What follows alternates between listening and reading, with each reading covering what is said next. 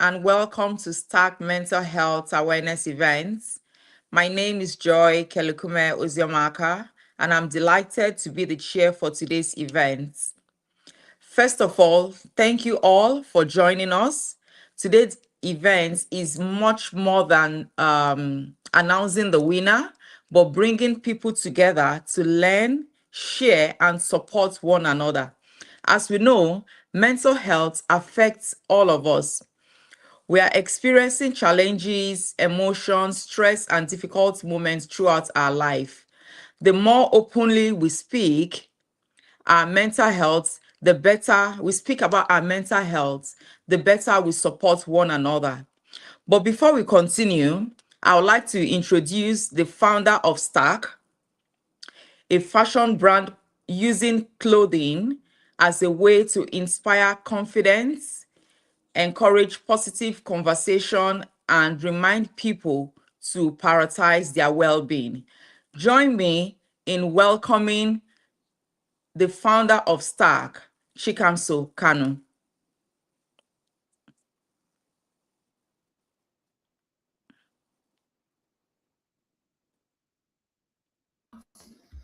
Um, um, Hello, my name is Chimsi Kanu, and thank you for joining us today.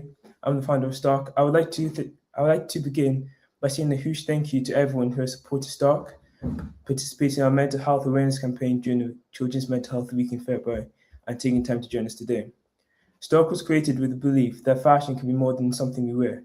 It can be a way to inspire people, encourage positive conversations, and raise awareness around important topics such as health and mental well-being.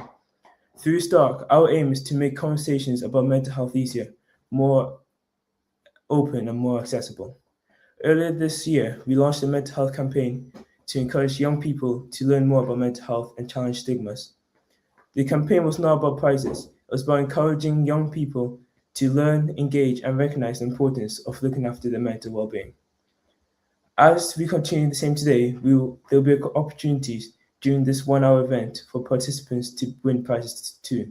Stay alert and watch out. I want to thank everyone who participated in the campaign and everyone who has supported Stock. Today's event is a celebration of everyone involved, and I hope you enjoy the activities we planned today. Thank you.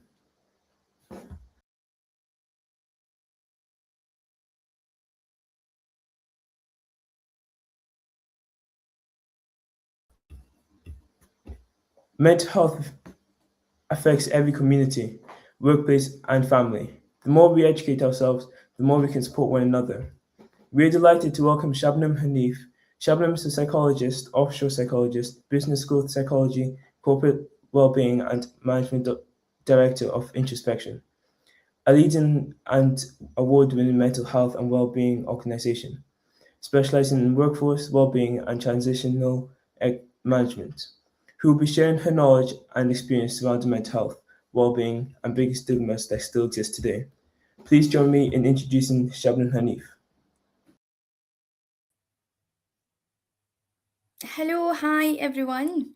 And thank you very much to you all for having me today. So, thank you for that lovely introduction. I am Shabnam, and I'm the founder and managing director of a mental health and wellbeing consultancy called Introspection. We've won many awards recognising our work in the mental health space, and I'm honoured to be here today to speak to you all. So, thank you again.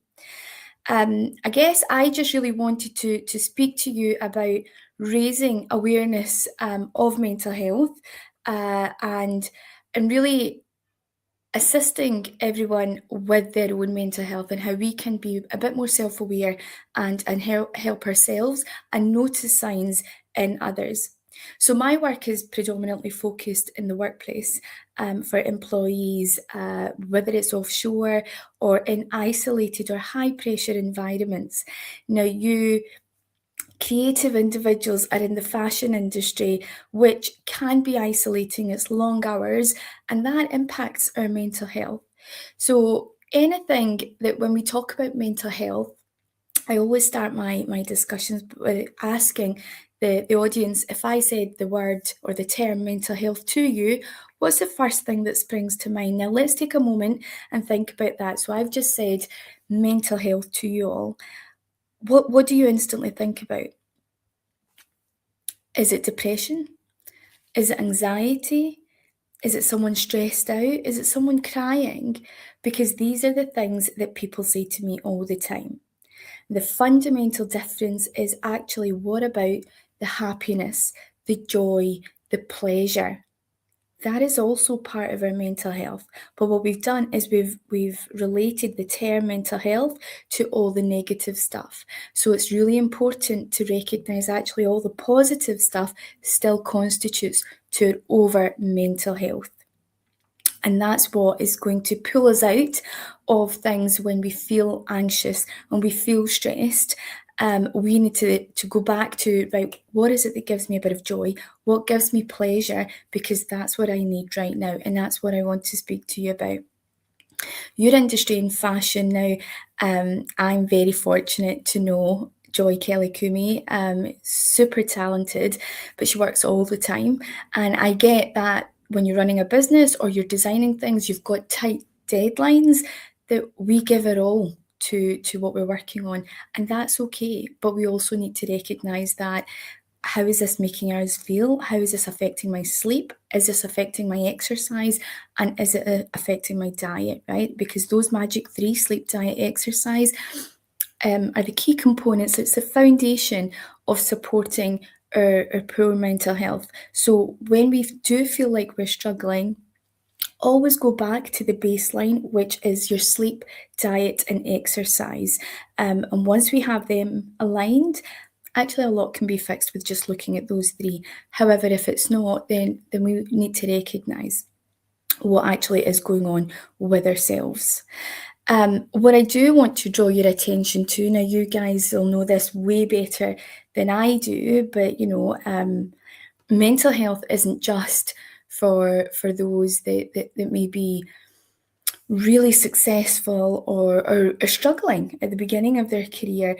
And when we look at the fashion industry, we have super talented people that we've lost due to poor mental health. There's Alexander McQueen, really struggled with his mental health after the passing of his mum, and sadly he took his life.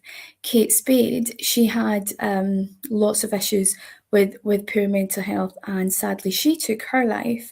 So actually, mental health doesn't discriminate. And I always say to my clients and my patients, if we don't deal with our emotions, at some point, our emotions will deal with us. So it's important to recognise what we're feeling, how we're feeling it, and deal with that emotion there and then, okay? Because what you guys are in a really creative and saturated industry that you've really got to make yourself stand out, and we put a lot of pressure on ourselves, which is fine, but we also need to be our biggest cheerleader, because our biggest critic is ourselves.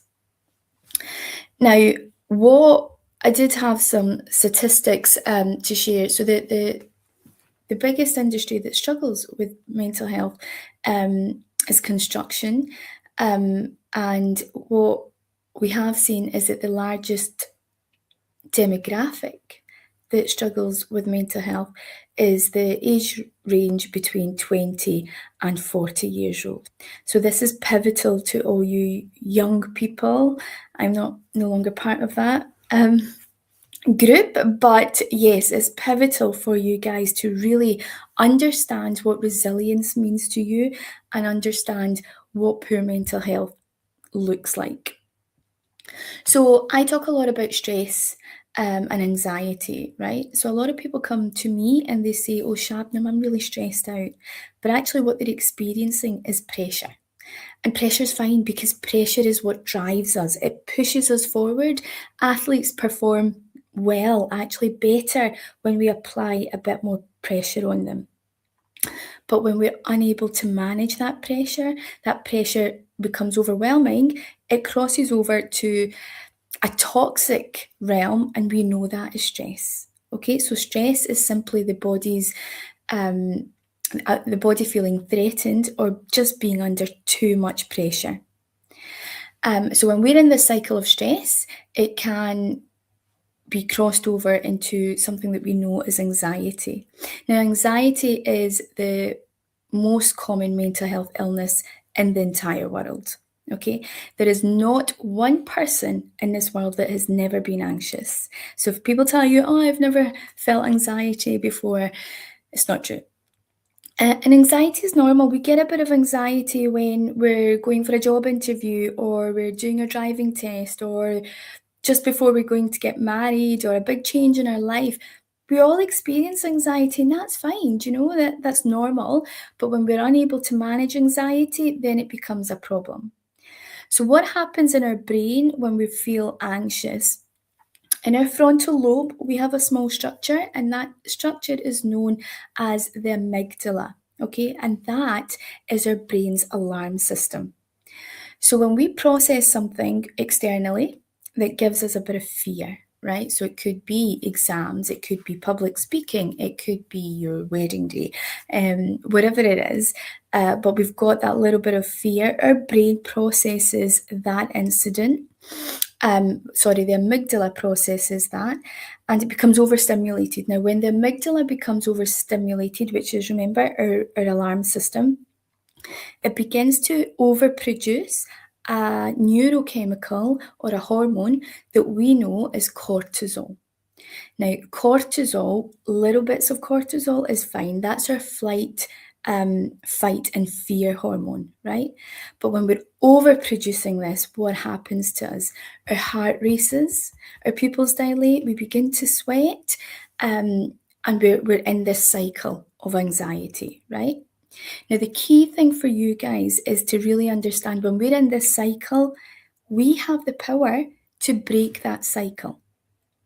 So if you're in a situation where your amygdala's gone off, your alarm system's gone crazy, you're overproducing cortisol, and you're in this moment of panic, what can you do in that scenario? So there's various things. What does Ronaldo do other than looking really handsome?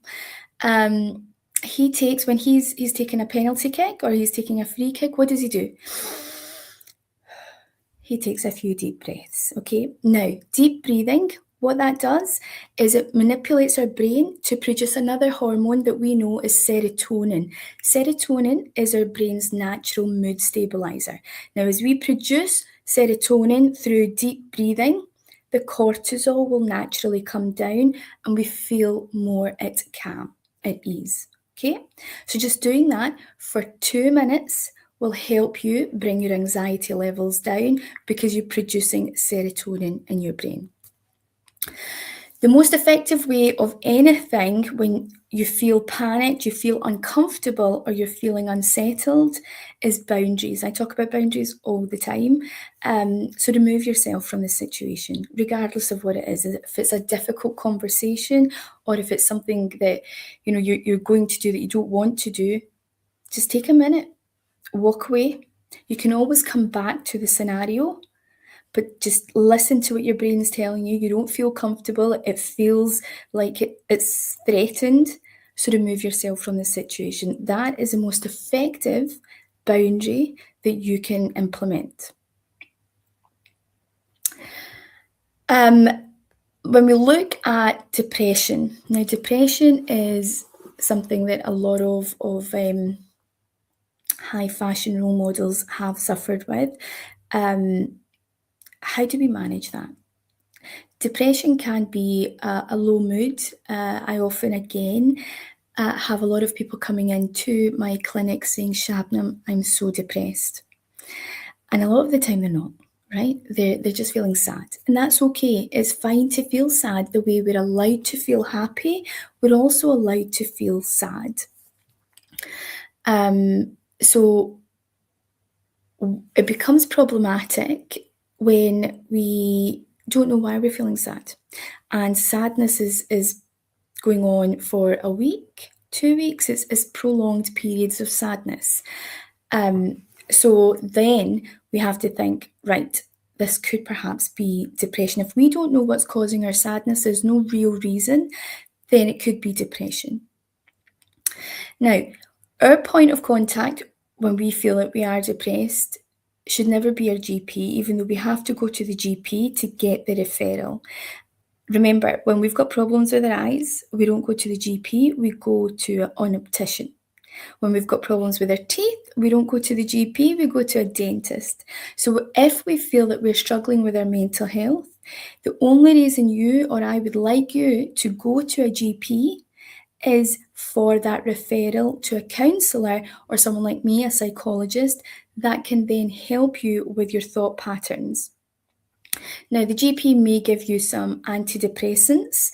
There's a lot of negative feedback around them, but I'd like you to understand why antidepressants work. So when we're feeling depressed, our brain is producing these hormones at various levels, right? We're producing too much cortisol, we're not producing enough serotonin, we're not producing enough endorphins, so our mood is feeling really, really low. So what these medications do is it brings everything in your brain to a flat line.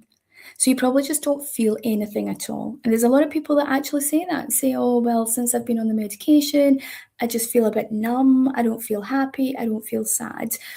And that's what it's there to do, right? So that you're not having really, really down days.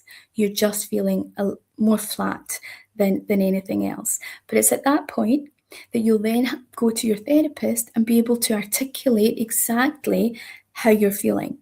Now, it's a therapist's job to be able to turn your thought patterns into positive behaviours. So that's the whole purpose of therapy, but the purpose of the medication is to get your racing thoughts and your dark thoughts down to a flat line. Because dark thoughts are very common, but they can be very fatal. And that's something that I want everybody to recognise, because when you're in that place, there's always help.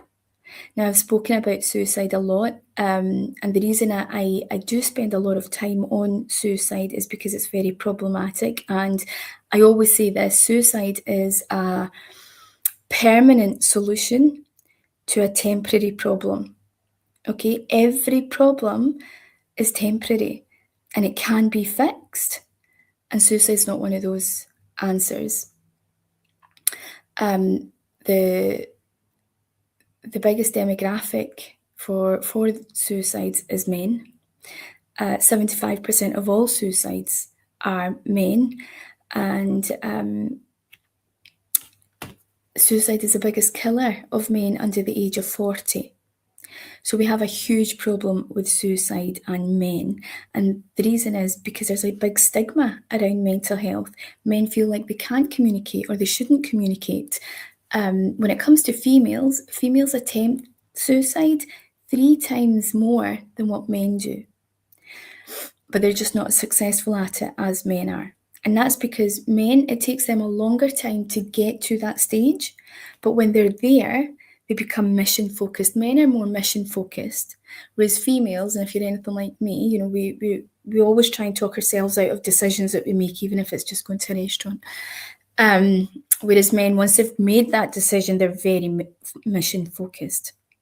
So what we need to do is normalise the conversation around mental health, around poor or negative feelings. You know, it's okay that if you're going through something tough in your life, let's say that it's a broken relationship, it could be a death in the family, it could be miscarriage even. Do you know, miscarriages happen all the time? And in that scenario, as humans, what we do is we gravitate to support the female because she was carrying the child and she's just lost a baby. But we forget that actually the father's also lost a child. So we need to normalise these conversations, especially in men, because the stigma is not just different cultures, it's very much gender stigma. I work in various cultures, we work globally. And the one theme that keeps coming up is men feel like it's a weakness to talk about feelings, when it's absolutely not, because we have the feelings, we have the emotions, and we need to normalise the conversation. Now, I'm not saying go around and talk about our feelings all the time, but I'm saying that when you're struggling, it's absolutely fine and normal to ask for help. One last thing I do want to cover is how do we know when we're struggling or when someone else is struggling with their mental health, with stress, with anxiety? Because sometimes we are really clever as humans. We're able to mask it, right? We're able to put on this mask and just present ourselves in society like everything is great, everything is normal. But it's not. So, how do we spot the silent symptoms, as I like to say? The silent symptoms in yourself and others can look like people that maybe get angry really quickly now, or they're always overthinking small details or small conversations that they've had. You may have racing thoughts, everything in your head is going at 100 miles an hour. Your self-esteem has become quite low, or you're more irritable than you've ever been, or you're always just feeling anxious. So they're your psychological symptoms, right? Everything that's going on in your head. But we also have physiological symptoms. So our brain is the most powerful tool in our body. It controls absolutely everything we do, from our movements, our behaviors, our actions, our reactions, everything we want to eat, every movement our brain controls. So our brain communicates to us when something's not right, and it can do that. So like I said, in our psychological symptoms, but also our physiological symptoms. And these physiological symptoms can present themselves as dizzy spells, lack of appetite, you've got headaches, you've got brain fog, you've got aches and pains. Stomach ulcers is very common for those that are struggling with stress or chronic stress. So all of these things you can't explain. You're coming out in hives, or you've got joint pain, you've got constant headaches, you're no longer eating like you used to eat. These are all our physiological symptoms that your brain is telling you something is not right. Listen to me. Let's look at our surroundings. Let's look at our environment. Let's look at our workload, because something needs to change. And when we ignore stress and we ignore anxiety, what it does lead to, it leads to chronic stress. And that can then become or present itself as burnout. We've heard the term burnout many times. Burnout is chronic stress or chronic unmanaged stress. And although as psychologists we can unpack it or unpick it, you never want to get to that stage because it takes months. It takes absolutely ages. And burnout is when you're depleted of all your energy resources. You don't want to get out of bed. You just mentally and physically feel like you can't function anymore. So those are the three most common mental health illnesses. We have stress, depression, and anxiety. And if we understand our bodies, but we also understand how other people behave, their behaviors and actions, we can essentially have the telltale signs of when they're struggling as well, through their psychological and physiological symptoms. The most chatty person in the room is no longer so friendly or opening up, or the person that's always making jokes is now just making too many jokes, right? They're just being extra. Always look for these silent behavioral changes in others and yourself. So that, I guess I would like to just finish off. Let's talk about resilience actually before I finish off. Resilience is how we bounce back from difficult situations, right? So the younger generation, which is you guys, are actually struggling with building this resilience. And that's just because you've been brought up in a different age. You've been brought up in a digital age. Back in my time, we didn't have Netflix, we didn't have mobile phones, we didn't even have the internet. So what we would do is we would watch an episode on TV after school, and then we would go outside and play.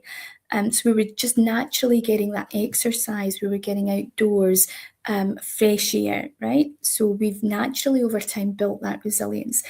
But in this day and age, it's a digital world. So, you guys have been brought up with iPads, laptops, the internet, everything is instantly accessible. But when you don't feel great, you don't know what you need. So remember, I always said, look at your sleep, diet, exercise, right? So if you're not feeling great and you think, well, what's happening to me? Go outside, move, and get some fresh air.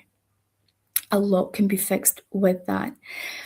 Now, that is a core thing in our resilience. The other thing I do want to address is your social resilience. A lot of people forget this. So, we have 3 types that build up our overall resilience. We have our mental resilience, how we can bounce back from various situations, our emotional resilience, how we manage our emotions, and finally, our social resilience, our social network. Okay, so if you surround yourself with negative people that are not passionate, are not ambitious, that has an impact on you. If you surround yourself with a small group of really positive, ambitious people, but people that can also hold you accountable and give you constructive feedback from a loving place, that is your social resilience, and that is what's going to get you through these difficult times if and when you do have them. So you've got your challenges, but you've also got your resilience piece. So always look at your mental, emotional, and social resilience. If people don't serve a purpose, a proactive purpose for you in your small group, then it's okay for you to remove those people. Because the most important person to you in this life is you. Now, I ask a lot of people this question: who's the most important person to you? And a lot of people, or the majority of the people, say my children. Some people say my parents, some people say my partner. And none of that is accurate, because the most important person to you is you. Because if you're not at your best, you can't be the best partner, boyfriend, girlfriend, husband, wife, daughter to any of these people if you're not at your best. And if you're not at your best, you're not giving your best, and you won't be delivering your best pieces of work. So remember, your biggest critic in life is you, but you also need to be your biggest cheerleader. Thank you very much. Thank you so much, Shabni. Oh my God, thank you so much. Your presentation has been incredibly valuable. I'm sure everyone watching has taken something away, something meaningfully. Please kindly drop your questions in the comment section. I can see some questions are coming up already. But before I go into the questions, I think I have 3 things that I've taken away from here. Is also focus on the positive part of mental health. Before now, I used to only focus on the negative parts, but thank you so much. I will start focusing on the positive side of mental health. Then I also learned to take the 2 minutes deep breath. I think that 2 minute deep breath. And lastly, what my takeaway is boundaries, learn to, walk away from boundaries. You can walk back to it, but just learn at that point where you're feeling stressed, learn to walk away. So I'll just quickly go to the comment section. Let me see how many questions we have so we can quickly take that. Okay, I have one question. It says, is it easy to ignore the symptoms of stress? How would you identify it? Absolutely, yes, it is. And it's very common. We do often ignore the symptoms of stress because we have deadlines, or, we just don't want to acknowledge that something's wrong. But like I said, is we have our physiological symptoms and we have our psychological symptoms. So if people are just not turning up the way they used to, they're quieter than normal, or you just don't have that drive, that passion that you once had, that is a big telltale sign that you're under a lot of pressure, you're stressed, and something in your lifestyle needs to change. If you feel like actually you've lost your appetite, which is also really common, then take note, because a lot of these in isolation is fine, right? Sometimes we do have brain fog, or when we're just not getting enough sleep. Or sometimes we are a bit more irritable. Goodness me, I was babysitting a couple of days ago, and I was tired, so I was very irritable, but that doesn't mean I was stressed. So in isolation, these things are fine. But if you've got a few more of these together, that these are your symptoms that you could be under stress. Okay, thank you. Then the next question, I'll just quickly take the next question. The next question says, how do you change your social network when you seems to attract those kind of people? Oh, that's a good question. Okay, so then this is a bit of internal work. If you're attracting, we attract what we are. So if you're attracting negative people, you're giving out negative vibes. So if you are getting people that just want to sit and moan about life and difficulties and talk about other people, then let's do a bit of self-reflection. Is that what you're also speaking about? Because when you start being positive, positivity is so contagious. It's like a smile. When you smile at some random person, you probably get a smile back, right? When you're positive, people will naturally want to be positive around you.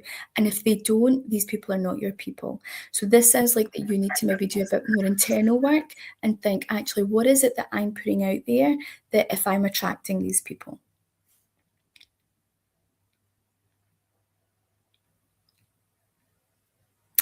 Joy, have we lost you? Hello? Okay, thank you, Shabnam, for your presentation. Thank you so much. Joy just disconnected quickly, but we'll be moving on to the next part of the thing. So thanks so much for presenting.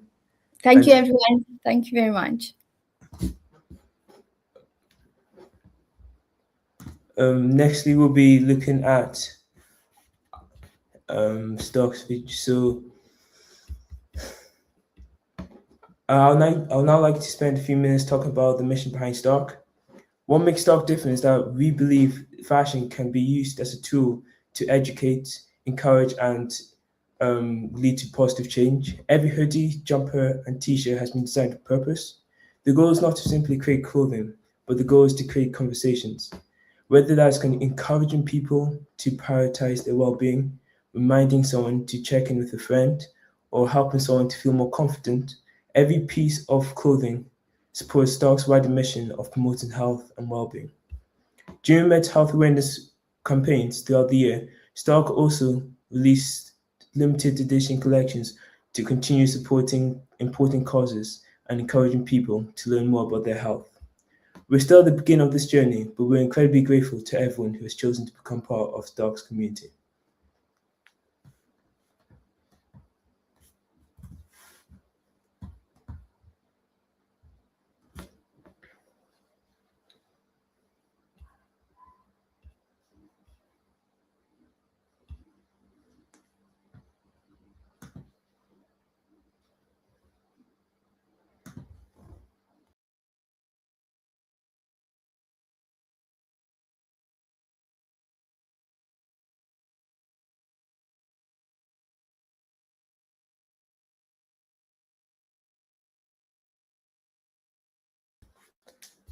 Now I'd like to talk about the messages behind the Stark clothing. So for the green hoodie, in less than 2 hours screen time per day will help improve your sleep, protect your eyes, and reduce stress levels. Doing this can improve your mental health and well-being, so you can be able to sleep longer and to be able to um, build relationships the next day. So then you're not limited by screen time, and you also have time to go outside and talk with others and communicate with others better as well. For the great jumper, the message 60 minutes of exercise every day, no limit, emphasizes the benefits of staying active. Completing at least 60 minutes of exercise each day can help you feel more energized, relaxed, while reducing stress, improving your mood, and helping you sleep better, all of which support good health and well being. Now we're going to be going back to Kelly to host our interactive interactive game.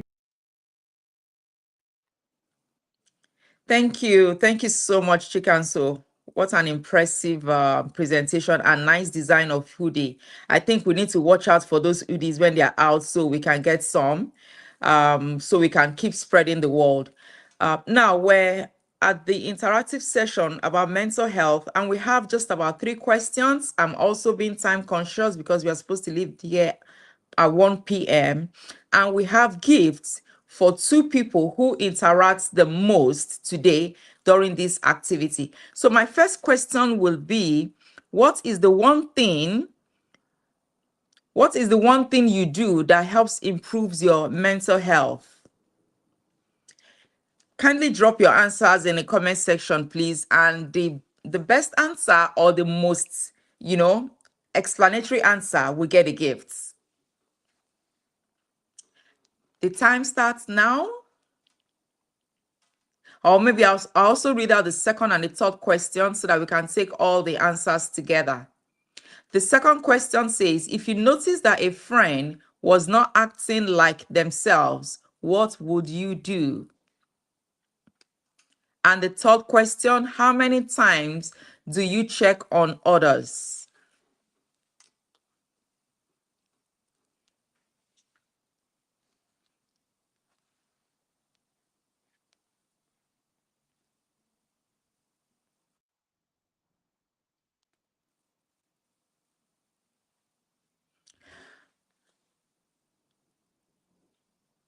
Okay, I just got a comment that I should read out the questions again. So the first question says, what is the one thing you do that helps improve your mental health? The second question, if you notice that a friend was not acting like themselves, what would you do? And the third question, how many times do you check on others? I have some answers coming up already.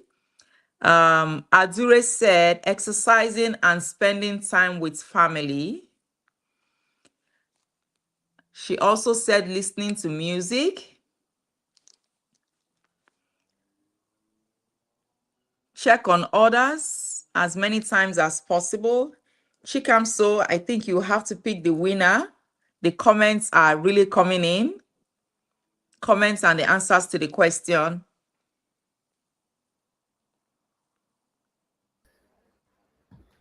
Okay, King Thank said you. reading gives him an opportunity to relax and enjoy the story of others. All of these are great. Honestly, I'm so impressed with all the comments coming in. Someone else said, taking a walk. Uma said, making art and being creative. Okay, we have a lot of creative in the house. Lady Angel said, you try as much as possible to reach out to them. Yes, that's good. Oh, Adure said, dancing helps me. That's good. Dancing helps me as well. So Chikamso, I think I will leave you to pick, the winner, because this is really impressive. Everybody is doing so well. I think the winners so far have to be Ivy and Ivy and Lady Angel. ID and Lady Angel.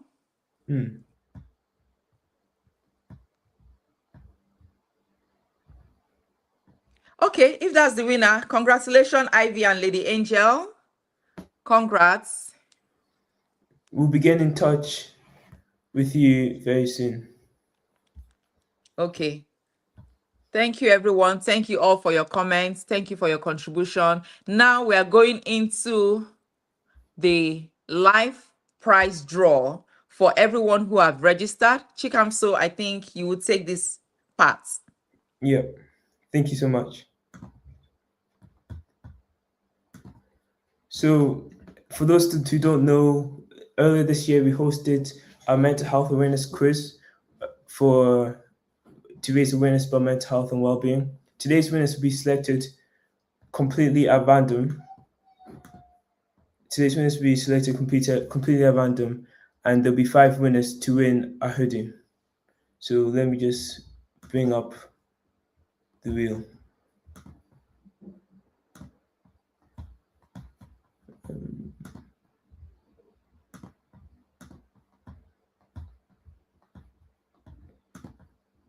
So this is the wheel, and we're going to be selecting 5 winners from these participants to win 5 free hoodies. So the first winner will be a round of applause to Chuku Chukwuma. And so that's number one. The next winner will be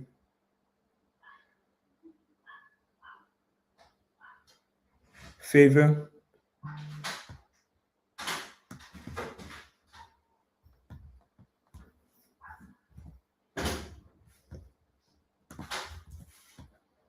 So Favor, Chukwuma, and next it will be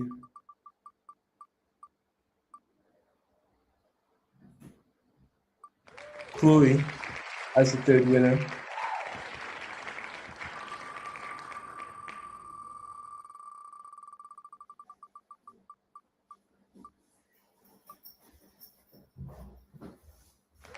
Sharon will be the fourth winner.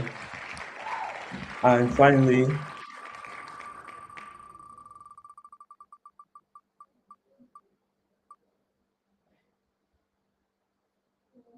Sophie will be the last winner. So congratulations to all of our winners today. We'll contact each winner shortly with details on how to claim your stock prize. And to everyone who did not win today, please remember that your participation has already helped a positive difference. Thank you for supporting this campaign. As you come to the end of today's event, I'd like to say a huge thank you. Thank you to Kelly Kume for chairing this event, allowing everything here to be possible. Thank you for Shabnam Hanif for educating and inspiring us today. Thank you for every participant who took part in our mental health awareness campaign. And finally, thank you to everyone who joined us live today. Although today's event has come to an end, Stock's mission certainly has not. Please stay connected with Stock on our social media platforms as we continue to grow through future campaigns, events, and collections. I would like to leave everyone with one final reminder. Checking in with someone only takes a few moments, but it can make the lasting difference. Thank you for joining us today and have a wonderful afternoon. If you have any questions, we'll be still on until 1 o'clock to answer any questions you have. Thank you so much.